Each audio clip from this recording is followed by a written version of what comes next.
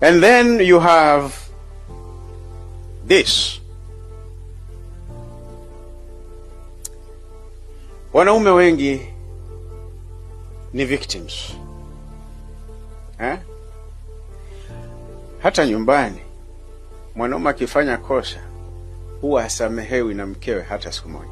Yaishe, basi nimekusamehe mume wangu, lakini fanya kosa uone tena. Ataanza, unakumbuka siku ile? Wanaume huwa hawasamehewi. Sasa sisi ni victims. 76% suicide.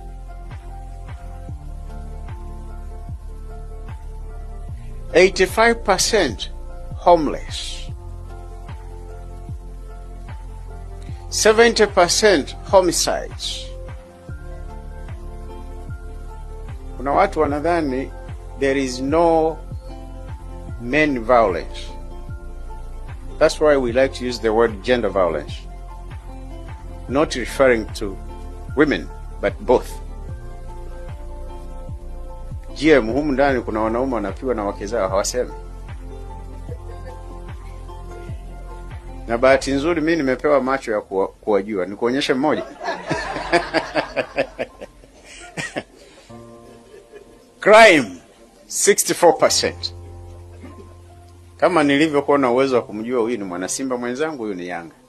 Yes. Huyu Yanga huyu.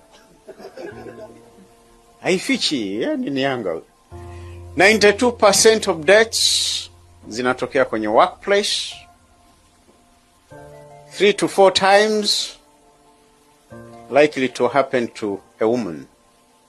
And imprisonment, the rates, ukienda kwenye magereza, if you went to the prisons around the world, majority are men. So we are victims of every bad device.